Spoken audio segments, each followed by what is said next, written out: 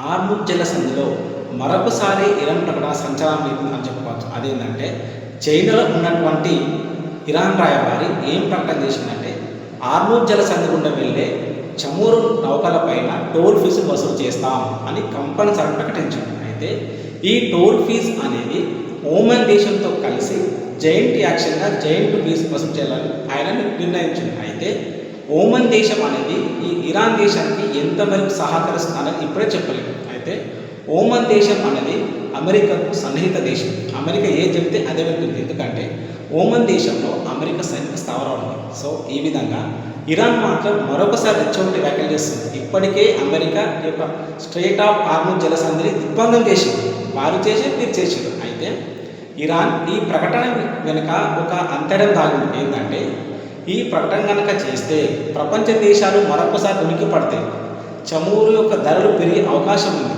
So ఇప్పటికైనా America చర్చల విషయంలో ఫలప్రదంగా జరగడానికి ప్రయత్నిస్తానని ఇరాన్ అనుకుంటుంది. కానీ ఏది చూసినా ఈ హార్ముజ్ జలసంధి అనేది అంతర్జాతీయ ప్రాదేశిక జలాలు అంటే కొంతమేర ఇరాన్, కొంతమేర ఒమన్, ఈ రెండు దేశాల మధ్య ఉన్నది. అయినప్పటికీ వారు టోల్ ఫీజు వసూలు చేయడం అంటే రవాణా, చమురు రవాణా ధరలు విపరీతంగా పెరిగే అవకాశం ఉంది.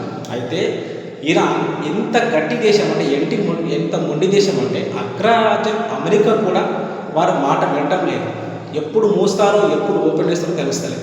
చర్చలు మాత్రం ఇంకా జరుగుతూనే ఉన్నాయి. ఏది ఏమైనప్పుడు కూడా ఈ యొక్క ఇరాన్ దేశం ప్రపంచాన్ని తన గుప్పిట్టు పెట్టుకోవాలనుకుంది దేనిలో, చమురు రవాణా విషయంలో.